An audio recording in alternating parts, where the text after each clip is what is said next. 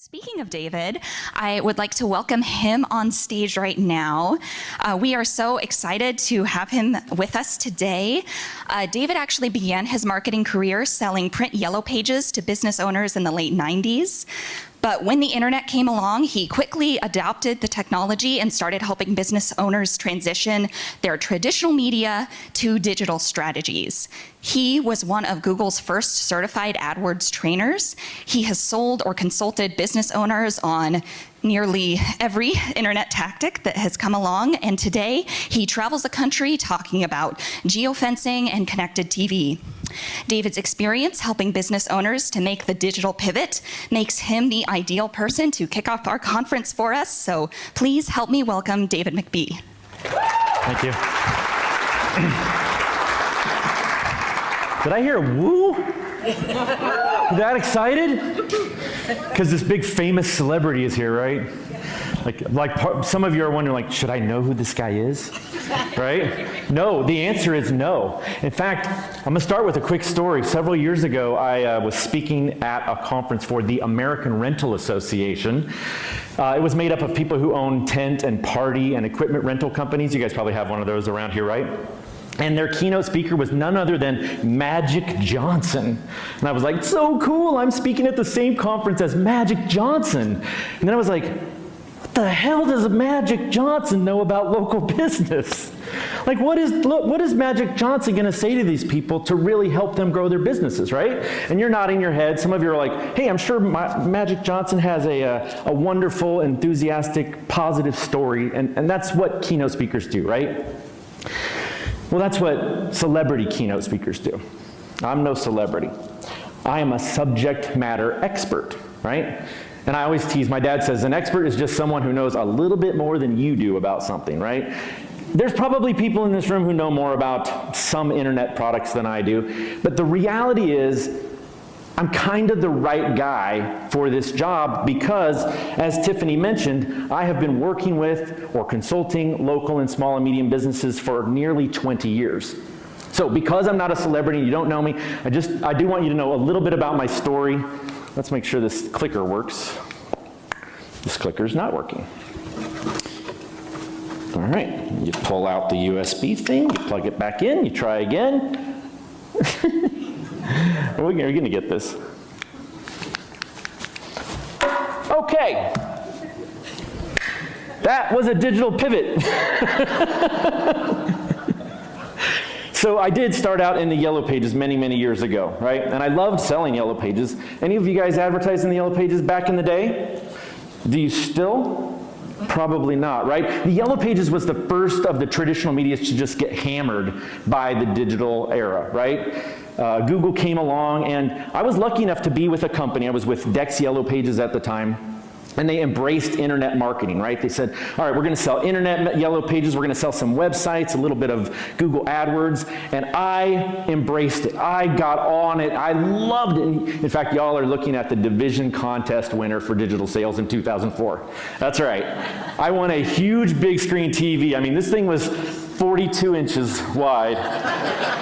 I think it cost about $1,000 at the time. You can get the same TV now for $9 at Walmart, right? But I loved selling digital. And I sold so much of it that they decided to make me the internet marketing trainer so I could teach the other Yellow Pages reps how to sell internet. They flew me out to Google, to the Googleplex, isn't that a fun name for a building, right? In Mountain View, California, and I learned a couple of fun things there. I learned how important it was for a business to be on the first page of Google, and I also learned that people in the internet industry don't wear suits, none of them. They all wear jeans and shorts and t-shirts, and I was like, I like that. It was kind of like the pandemic. In fact, I'll tell you a funny story. I've been doing most of my presentations on Zoom. I almost forgot to pack pants. I would have shown up in my cargo shorts, you'd all been like, that's real professional. Anyway, I'm the guy for this job. I have been working with small and medium businesses on this exact topic, right? Today, I am actually the national trainer for a targeted advertising company. Now, you guys know what targeted advertising is? You know what? I'll call it I'll use the term my mother uses, the Big Brother ads. You guys know those? The stalker ads? You're shaking your head, right? Like, you see the ad and you're like, how'd they know I was shopping for that, right? That's what I do full time, is I teach business owners about that particular technology. But because I come from this diverse background, I actually have, I've worked in SEO, paid search, social media, and of course this targeted advertising, and now we're talking a lot about streaming TV. So, all that to say, no, you shouldn't know who I am, but you're in the right place because I'm going to talk to you about making a digital pivot. Now, the folks at Grow Nebraska called me up. In fact, I've been meaning to ask you, Tiffany, how'd you find me? Did you find me on the internet? Yeah. Hey, that's good. I'm doing something right? So they called me and they said, you look like you might be a good fit. And I said, yeah, this is my bread and butter. I can do this topic. And then I got to thinking about what a challenge that is. How am I going to speak to a room of 100 people about making a digital pivot, knowing that you all are in very different levels of digital savviness, right? In fact, let me ask you a question, and don't be embarrassed. Raise your hand real high if you still use a flip phone. Anybody? Anybody? There's usually one. No? All right. We've all made that digital pivot. Does anybody here build websites for a living? Anybody? Oh, back in the corner, these guys do? All right, so they probably know more than me, and they probably know more than the person who is really just now getting new digital information. So I realized I have to figure out a way to talk to all of you in a way that's valuable, right? Now, if we were sitting together one-on-one, if it was just you and me, this is what I would do. I'd pull up your website, and I would say to you, hey, your URL isn't secure. Your website's not mobile responsive. You don't have the right keywords here and there. Your product descriptions are terrible. They need to be more robust. Too many photographs, not enough photographs, whatever it might be, right? I might also pull you up on Google. And I might say, hey, you know, you're ranking real good for your own name, but you're not ranking so well for the most important keywords of the products and services that make you the most money, right? I might look at your search results and say, hey, this is how many people are searching for your business. This is how much the clicks would cost, and here's how much you could spend, and these are how many leads I could get you. That's what I would talk to you about if it was one-on-one and in person, right? Well, we're in person, not one-on-one. I might pull up your social media, and I might say, hey, you're posting way too often, or you're not posting enough, or your content is way too salesy, right? And you're not using enough of the 3 E's. The 3 E's, we're going to talk a little bit more about that later. And then I would pull up your traditional media, and I would see what you're doing. Radio, TV, billboards, print, right? And I would offer you the digital counterparts that are often as effective, if not more effective, than their traditional counterparts, right? And they come with a few benefits, like more targeting, less wasted ads, ads to the right people at the right time, and the most valuable thing you can get from a digital campaign, attribution. Attribution is the ability to measure the effectiveness of your campaign so that you can figure out your return on ad spend, your ROAS, or as most of us refer to it, ROI, return on investment. And in fact, just a quick plug for myself later on today at 2:15, that's what I'll be talking about. ROI, I'm gonna stand up here and I'm gonna give you a mathematical equation that you will be able to use for the rest of your life to determine if your advertising campaigns are working. Does that sound good? Yeah. All right, so if I don't bore the crud out of you this morning, you come back at 2:15 for that. All right, so that's my challenge. And I'm so sorry, I'm just like stuck to the laptop now since this wasn't working. I really wish it had. Now, I don't think I can accomplish all of that, but I can do 2 things. Number one, I'm gonna get you to think. I want you to think about the digital landscape as a whole, and specifically how it applies to your business and how you can use some of these digital strategies to improve your business. And the other thing I really hope to do is to get you to act, to get you to go home and actually take action. Sure, I bet Magic Johnson's speech was very entertaining and motivational, and everybody left the room feeling good. But I actually want to give you some homework, some things you can do that are tangible that will help you grow your business. All right. So that's a long introduction, all that to say, hey, this is the right guy, this is the right topic, and we're going to dive into this presentation. Y'all ready? All right. I know I said y'all. By the way, I didn't say that because we're in Nebraska and I'm trying to fit in. Like when Garth Brooks shows up wearing your team jersey, right? I actually say y'all. I'm from Kansas. By the way, do you know what the plural of y'all is? No, it's not y'alls, it's all y'all. It's all y'all. So all y'all ready? All right. We're going to start out by talking about the purchase funnel. You guys know how this works, right? You put prospects in at the top, they come out the bottom as loyal customers. Real simple. Not that simple. People go in, they learn about your competitor, they leave the purchase funnel, right? You have a hard time getting them in at all. Or maybe when it comes down to the purchase, they go somewhere else, right? What I'd like you to do right now, I see some of you are taking notes, I'd like you to write down on your notepad where you think your business is struggling the most on that scale, right? Are you having a hard time getting the word out about your business? Do you have the greatest beef jerky on the planet and just you can't tell enough people about it, right? Maybe you're fine on that. Maybe you have a hard time getting people to buy from you and they just never click the purchase button, right?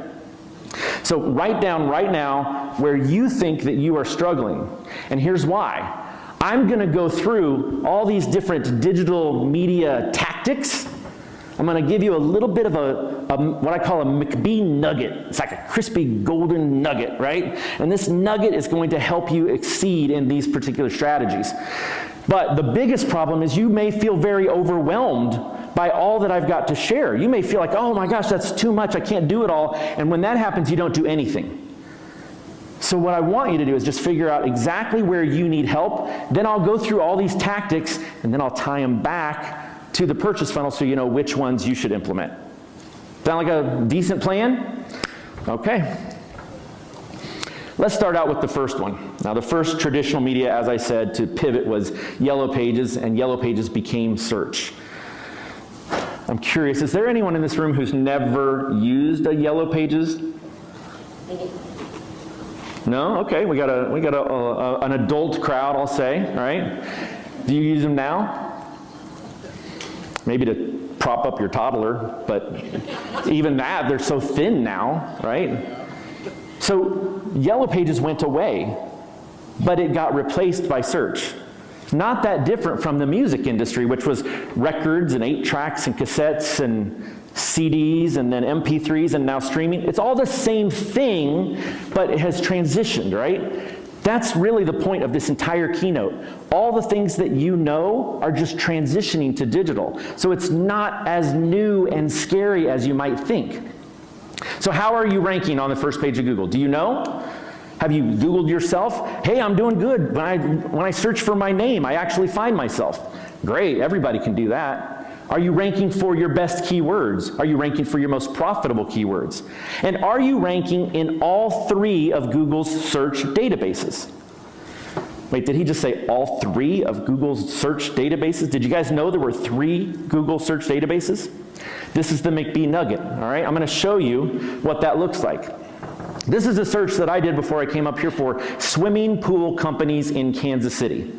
And the first 2 results at the very top say ad next to them because they are Google AdWords. And if someone clicks on those companies have agreed to pay Google a small fee. It's usually $1 or $2 or $3, depending on how aggressive your industry is. For attorneys, it can be like $40 or $50 a click.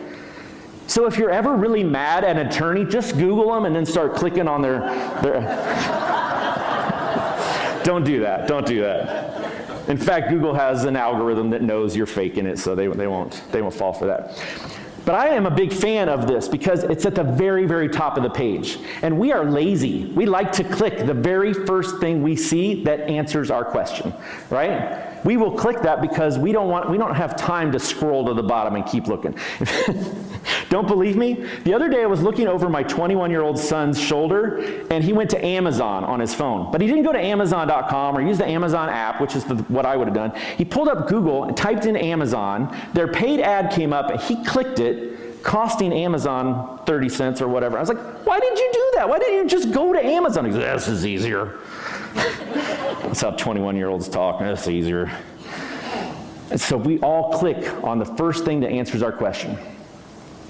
Now, I may have just said the very first thing that you strongly disagree with.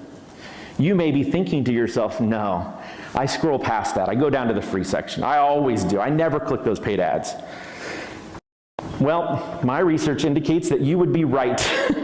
Less than 10% of people click on those ads, on those paid ads. Now, with that in mind, does it seem like a smart strategy? Would you want to advertise there? It sounds kind of terrible, right? Well, I'm gonna pay to build this big campaign. I'm gonna have it there, and people are gonna scroll right past it. Here's the problem with that. This is the nugget. Most of the time, when we are surfing the web, when we are searching on Google, we aren't shopping. Most of the time, we're just doing research. Little things. The other day I did a search for how old was Patrick Stewart when he filmed Star Trek: The Next Generation. 47, by the way, 3 years younger than I am right now, which is really weird for me. And am I going to click a paid ad? Would I click a paid ad? Even if there was a paid ad, maybe for Star Trek merchandise or whatever, that is not the answer to my question. So I'm going to scroll past that till I get to an answer, right? So the reason you feel like I never click on the paid ads is because most of the time you're not looking for what the paid ad is trying to sell you.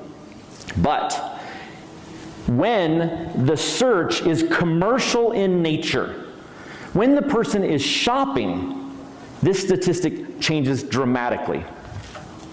64% of us, where's my slide? Oh, I'm going the wrong way. I'm not going to let this rattle me. 64% of us click on paid ads when the search is commercial in nature.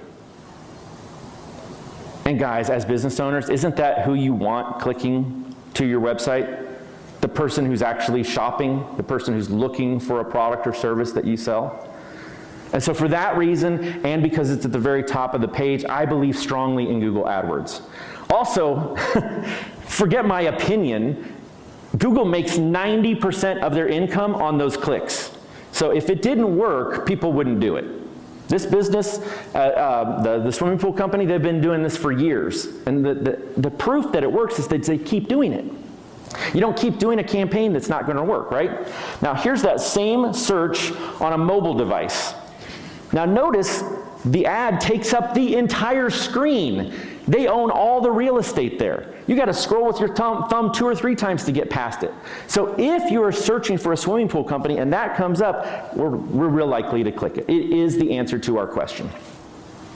Now the second database on Google's first page is the local section, also known as Google Maps and Google My Business. Now here's what I hate about this. You have very, very little control over how you rank here.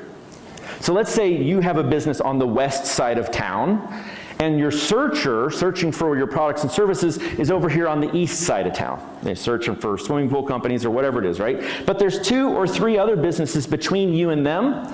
There's a very good chance Google is going to rank these other 2 businesses simply based on geography and proximity to the searcher. And so you have very, very little control over that. What are you going to do? Move to the east side of town? Then what happens when they search on the west side of town, right? You can't optimize that. So you have very little control here. But here's the nugget. Ready for the nugget? There are a couple of things that you can do to change that search result. Google doesn't just look at proximity. They also look at your Google My Business page. And they look to see, is this page optimized? Is it full of great content? Does it have photographs on it? Does it have a phone number, an address, a URL? So if you haven't already done so, make sure you claim your Google My Business page and work on it. Optimize it. They even added a new section to it this year where you can put a abbreviated blog right there on that Google My Business page. And if you do that, as well as getting a lot of positive reviews, those 2 things can shift the narrative and help you rank in this particular section. And then, of course, there's the organic section or the free section. This is considered to be kind of the holy grail of ranking. You want to rank number 1 right here. And there's some good reasons for that. Number 1, the clicks are free. Anybody clicks here, you get a free visit to your website, right? Also, us as consumers, we tend to feel like we trust these results a little bit more. Because Google is ranking you number one, Google must think very highly of you. You're not just paying to be there, right? So you have that trust factor. Have you guys worked hard to try and get your business to rank here? It's not easy, is it? And that is because Google changes their algorithm over 400 times a year. It's because you can't control if your competitor's web address is older than yours, which is a factor in the ranking. You can't control what your competitors are doing. You don't have time to write a 750-word article every single week to promote your business, and that's what Google wants from you. So while it's fantastic to rank here, it's also very, very challenging, and you are vulnerable to your competitors, and you are vulnerable to Google's whim. One day you might be ranking fine, the next day you might be on page 2, or 3, or 10. By the way, do you know where the best place to hide a dead body is? Page 2 of Google. Because nobody will find it. Okay. The next traditional media I want to talk about pivoting is print. I'm talking about newspaper ads, magazine display ads, billboards, right? Those things still exist and they're still valuable, but the digital equivalent of them is display ads, or you might know them as banner ads, right? We see a lot of banner ads. We see literally hundreds of them every day. The average person is on the internet over 6 hours a day. And most of the internet is ad supported. Think about the websites that you visit or the apps you use. Most of them, unless you're paying a premium, have an ad on those pages. Here's an example of what one looks like. This is a search I recently did for places to hike.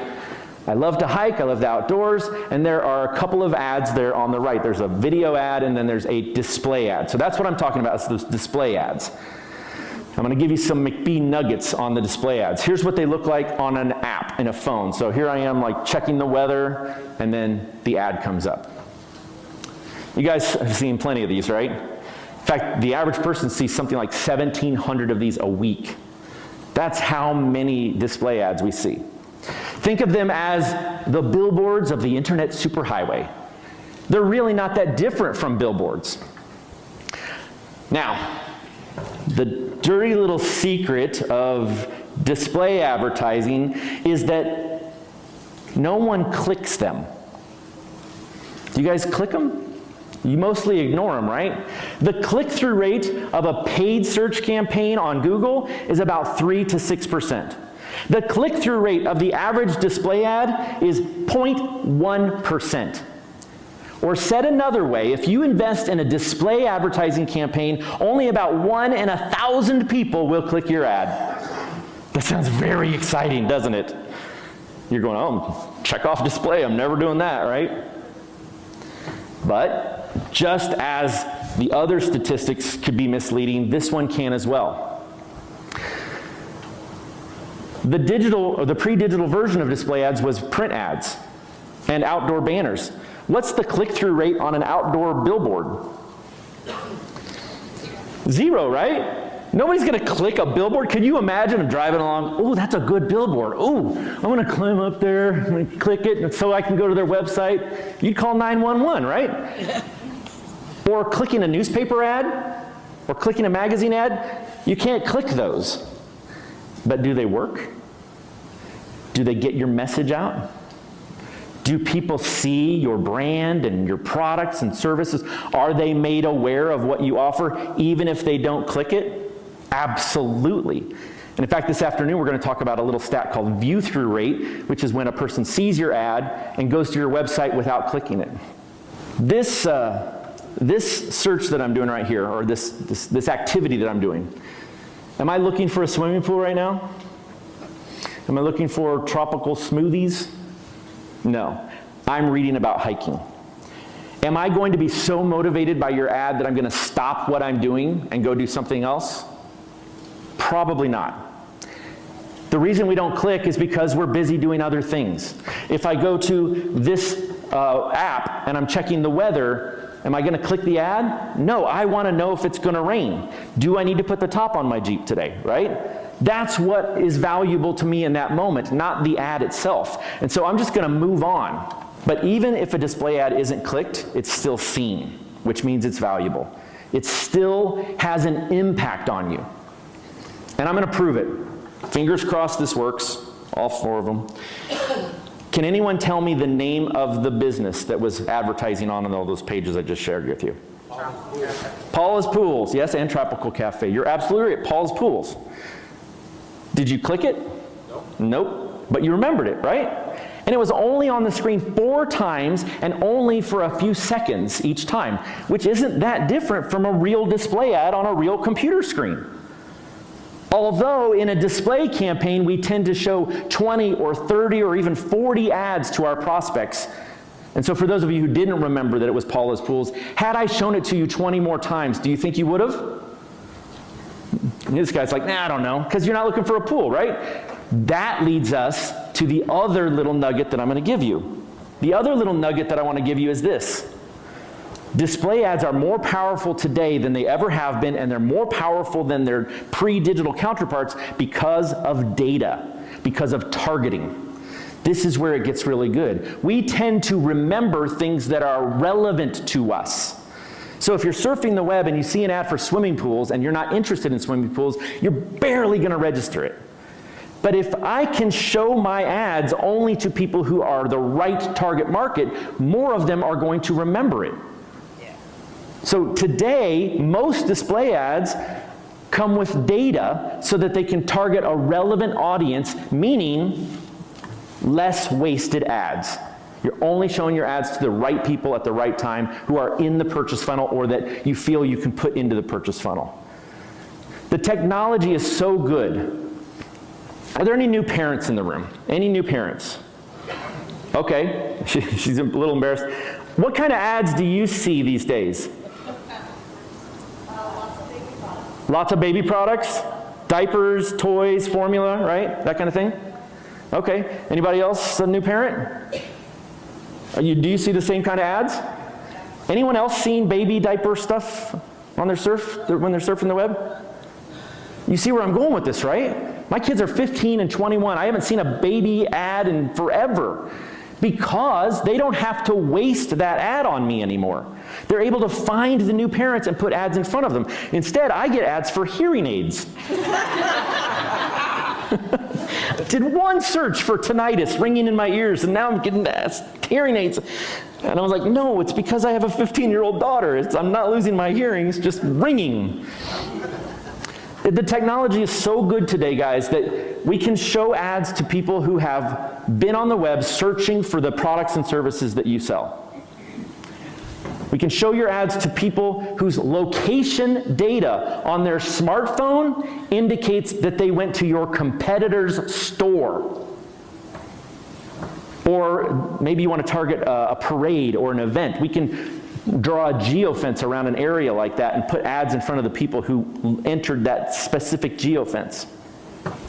And we can target people based on offline data, their demographic profile. So if you want to target men or women or families or people who make a certain income or are homeowners, we can do that as well. So that is display, and even though the click-through rate is kind of terrible, that's why I kind of love it. Now the next one is social media. Now I don't have a pre-digital version of social media up here, but hold that thought. Social media is one, when I got to it, I was like, do I need to explain social media to these people? And my answer was no, we don't. We all have been into Facebook and Instagram and the Snap Talk and Twitter Talk. I'm kidding, I'm doing that on purpose. I know it's Snapchat and TikTok. I'm not on them, but we know how social media works, right? So what McBee nugget can I give you? Well, do you guys think that there is a pre-digital version of social media, or is it just something new that has emerged in the last 10 years? Can you think of anything before the internet came along that was similar to social media? Gossiping. Okay. Any other answers? Water cooler at work. Water cooler at work, kinda. My opinion is that the pre-digital version of social media is social networking.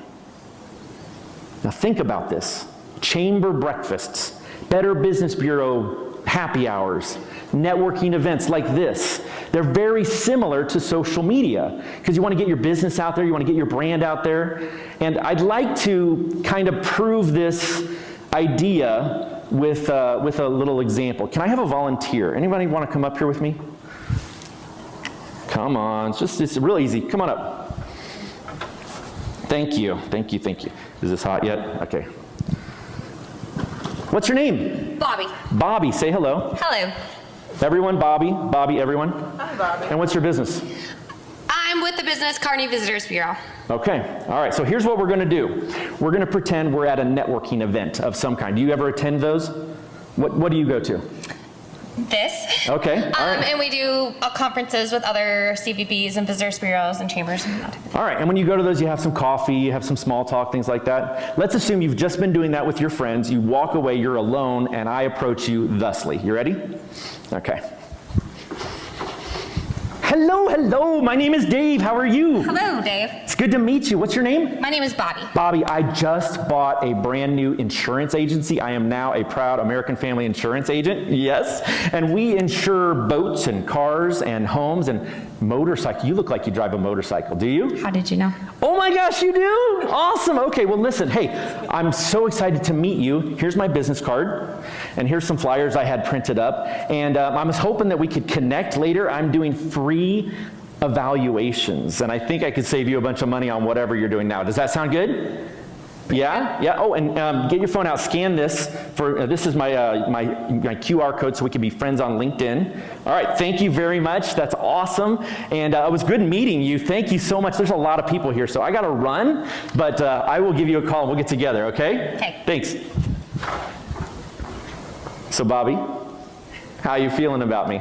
You're a little over the top and not really asking questions about me, just assuming and just kind of giving me the pitch. Do you want to do business with me? Probably not? You're friendly, but not particularly. Do you really have a motorcycle? So, what did I do wrong? Just too aggressive and then off. Didn't really kind of ask questions or get to feel who the person is, what their needs were. Everyone, Bobby, thank you very much. Now, I didn't do anything wrong per se, did I, or rude? I was just kind of socially unaware. Yes. Right? Wouldn't you agree? Yes. Because the whole point of an event like that we were at isn't to make sales. It's to build relationships, right? If I had gotten to know Bobby and we got into talking, we might find some common ground, right? We might discover both of our daughters play softball, or we both like hiking, or whatever it might be, right? And then later on, when she wants to reevaluate her insurance, she might think, man, that guy I met at the chamber meeting, he was really nice and he does insurance, I'm going to give him a call. Or she might meet someone who needs insurance. You're like, yeah, call that guy, he's really nice. But as that interaction went, are you going to refer me to anyone? Are you ever going to call me?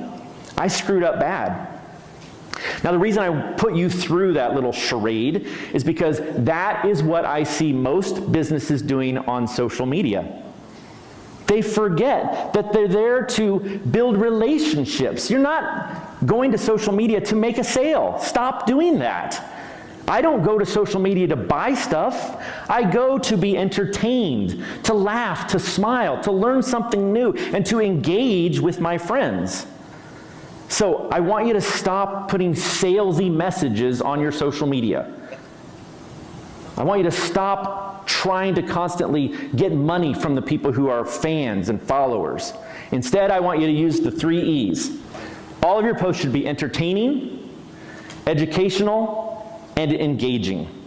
Okay?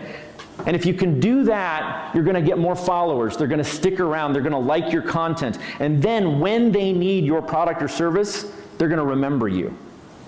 That's how you do social media.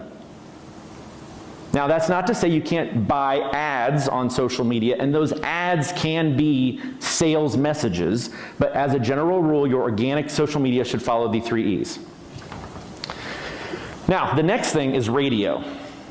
Anybody here do radio? I love radio. Radio is a very powerful way of reaching an audience that's either driving to work or maybe they listen at work. They're captive. The content stops, the ad comes on, and then the content continues. So it can't really be ignored per se, right?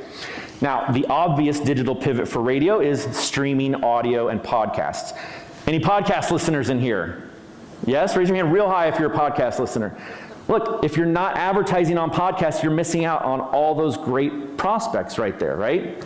So, the digital version of radio is advertising on streaming services like these, Pandora, Spotify, and of course I consider podcasts the talk radio of 2021, right? It's the same product, it's a radio message, an audio commercial, but it's in a digital format. There's not that much more to say about that. That's also true of traditional TV. Now, traditional TV, which used to be broadcast over an antenna or through a cable or satellite, is now becoming streaming TV. And the pandemic really brought us all over to the world of streaming. Now, I know I've asked you to raise your hands a couple times. I'm going to do it one more time. Raise your hand real high if you stream your television. So almost everyone in the room? Okay.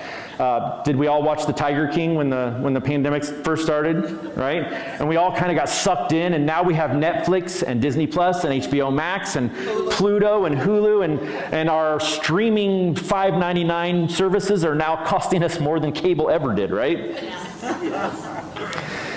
But you as an advertiser, this is really great news, because you can move from traditional media to streaming television, and you can take advantage of that.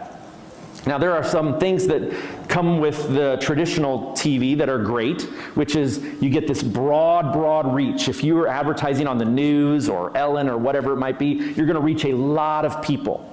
Now, again, most of those ads will be wasted because you're not really able to target it. But with traditional or with streaming television, we can now add data and target a relevant audience.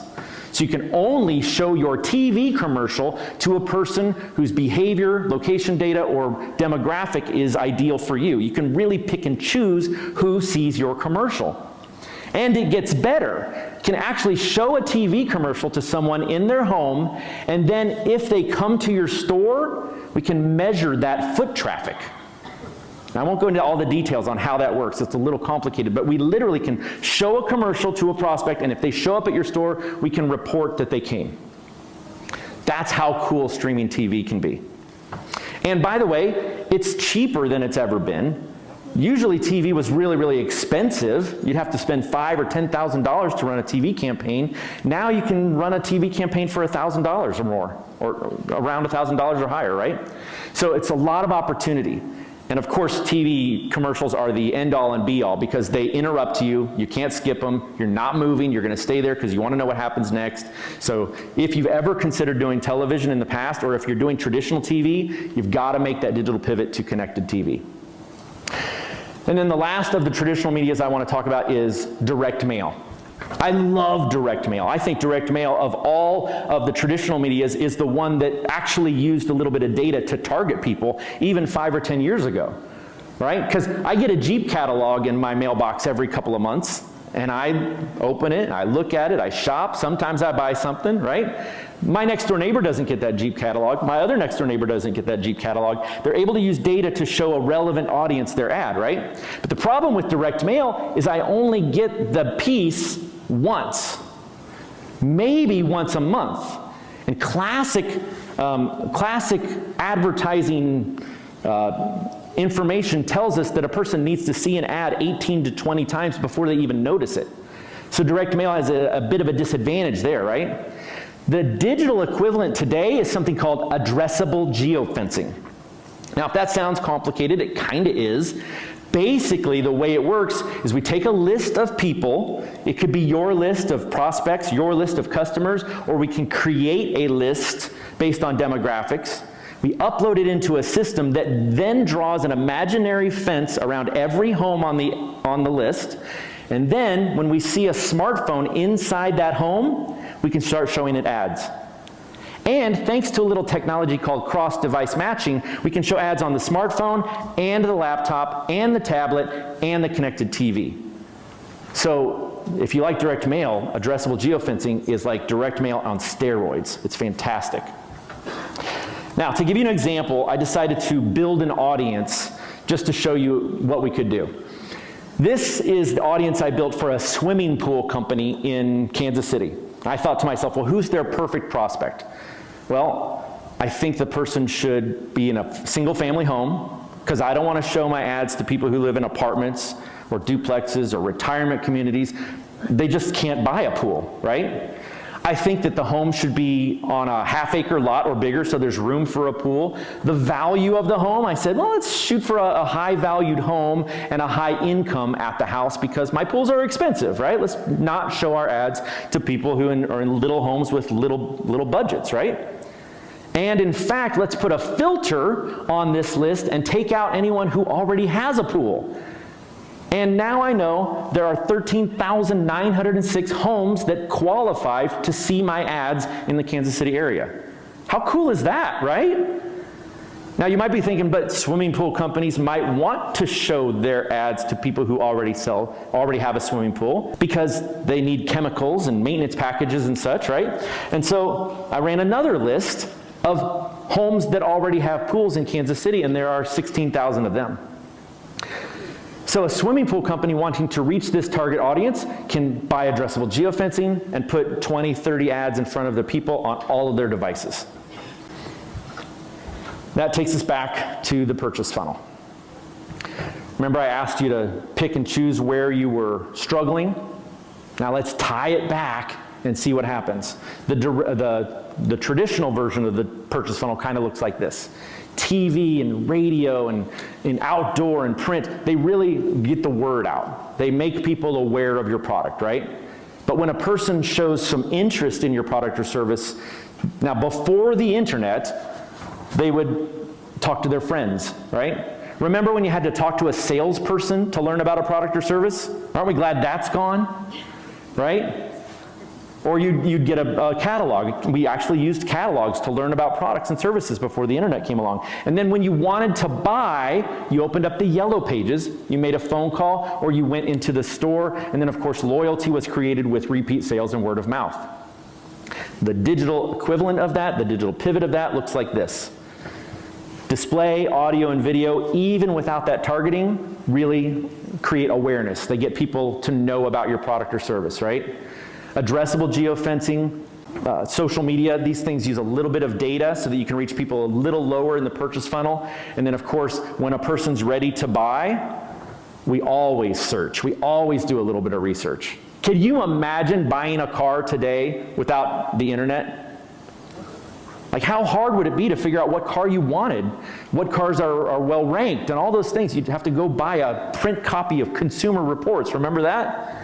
We use search, and so if you are trying to reach people at the bottom of this purchase funnel, you've got to rank well on Google. You have to, or you're going to completely miss them.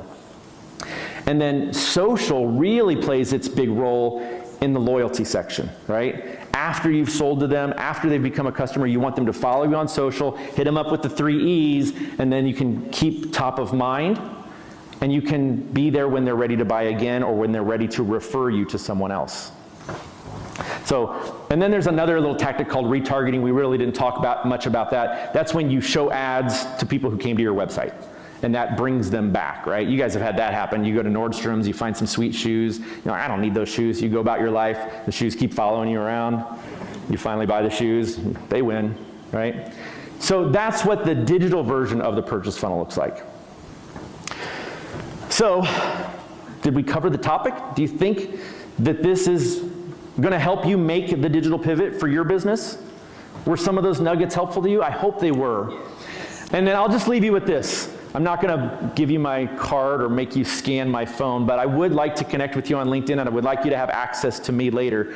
Hopefully, if you just Google David McBee, you'll find me, if I'm doing my job right. But I have my own website at davidmcbee.com as well. And so, like I said, I'll be around, and I hope that you guys will come up and say hello. Thank you very much.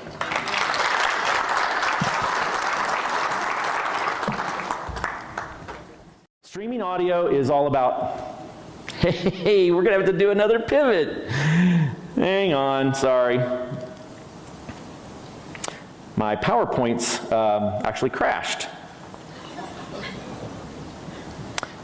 It's okay, it's coming back. I got the little spinning wheel of death here. Hang on.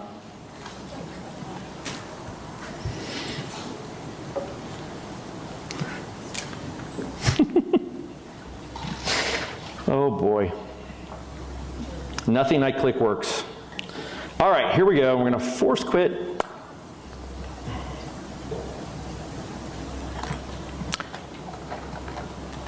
Thanks for being patient, guys. I'm so sorry this happened.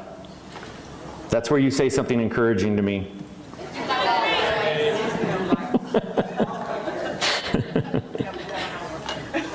Okay, I think it's ready. All right, sorry about that.